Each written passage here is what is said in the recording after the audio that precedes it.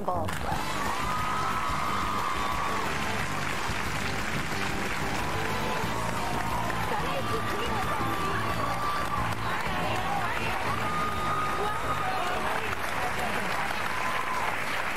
Neve, do you have any tattoos?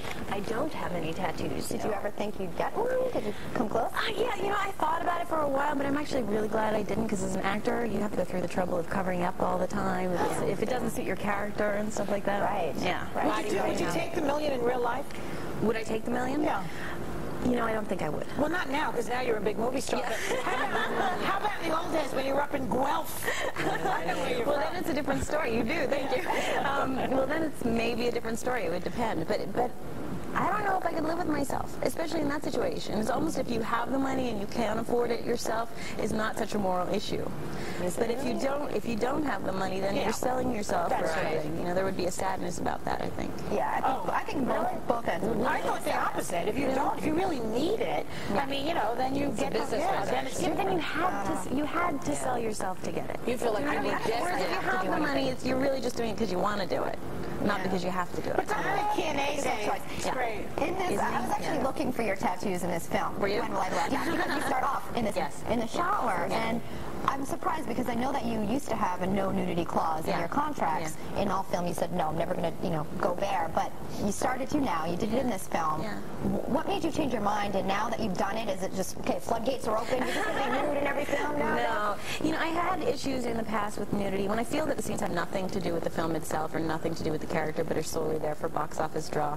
Then I have trouble with it. But with this film, it's about this woman's sexual exploration. She's very curious, and also spiritual exploration. So to me, it made sense to see her in this very raw state at the beginning of the film. What do your parents think of all this? We'll see. My dad's going to see it tomorrow. He's not going to see it with you sitting there, right? I'm not going to even be in the audience. That's a good I told him he can go himself. I've warned him, and he's prepared, and he's an artist himself, so hopefully he'll have an understanding. How is he going to feel about the lesbian affair that you have in the movie? Because I think 6 movies now you've had this lesbian no affair. big deal to him. Is it like a trend, or what is this? You know, I think it seems to me that it's become a much more acceptable thing, and because of that, it's become more acceptable in film. People are exploring it more in film at the moment. I don't know how many actresses my age haven't done a scene like that at this point in Hollywood. It does seem like a popular thing at the moment. What do you think about what we were talking about before, about how teenagers are more apt to have intercourse when they watch movies and a lot of sex in films and television? Do you have any interest in that at all? I think it's a tough call. I think kids are so exposed to sexuality and sex everywhere now, in magazines, yes, in television, yes, in movies, but also you have to look at the fact that their hormones are raging. They would be having these thoughts whether, the influence was there or not. So you think we bear any responsibility, the entertainers, and our movies, in our television shows, and our music?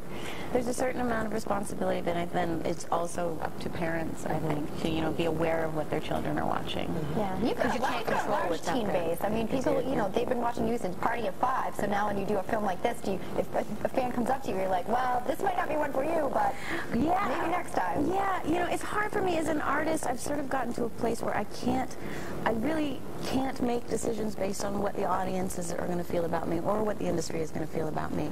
I did that for a long time, and then I realized you really have no control no matter what you think. So at this point, I'm an artist. I love to act. I love to grow as an artist. A busy artist at that. You just finished up the musical version of Reefer Madness, and you got to work with your brother, Christian, who's here actually with us. He's right there.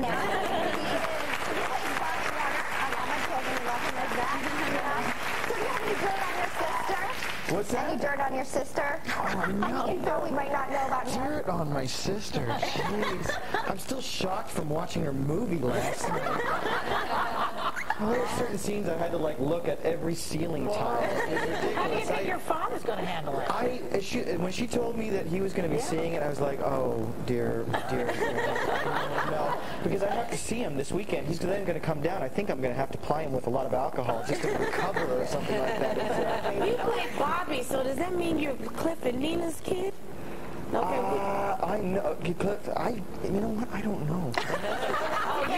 You cannot be old enough. I've been watching this show. for 25 years, and you better not be old enough to be clipping me. How were you guys working together? Did you fight at all? Have any sibling? No, it was my brother is the lead in the movie, and he's phenomenal in it. It was a play that he started in, actually in Los Angeles. It was supposed to go for 2 months and went for 2 years, and he won Best Actor in Los Angeles. Wonderful. And it's genius. The film's going to be You have a younger brother also, Damien, and I know that he suffers from Tourette's syndrome, and this is very close to your heart. You've been doing some work in this area. Yeah. How has his struggle affected you? Well, luckily, Damien's Tourette's syndrome has sort of weaned down a little bit. He doesn't suffer too harshly from it anymore. During puberty and during childhood, it can be very strong, and when you pass puberty, it can either get much stronger or it can go down. Yeah. And luckily, his has gone down. But it was a challenge. It was definitely a challenge for us. It was sad. It was heartbreaking to see this little kid who struggled, and there's so much misunderstanding about Tourette's syndrome. But they're making strides in Tourette's. Yeah, I was reading about some medical breakthroughs. Yeah, they're starting to make strides. I mean, it's still a ways away. But really, the one of the main challenges is that people have a better understanding of it, and people, learn about it. Yeah. Because people think it's just the coprolalia, just the swearing, or they think, there's something vile about that, or that these people actually use it as an excuse, and they really are bad people, or annoying, and it's not true. They can't control it. You're able to use the platform you have to make people understand it in a better way. I think that's great. You have a great sister, let me tell you. Now, you know I'm going to see you later in the month, right? I know, we're doing a movie together. Well, actually, it's your movie. I'm going to just be one of the characters, so that'll be good. Yeah, it's going to be fun. It'll be wonderful. Thank you very much. Little co-star. Are you going to be naked star? I will keep all my clothes on. The movie's called Relative Strangers. It's going to be a romantic comedy. It's fun. We'll be checking for your tattoo star later. Thanks to Neve Campbell. When Will I Be Loved opens this Friday in select theaters. We'll be right back with Al Gore's daughter.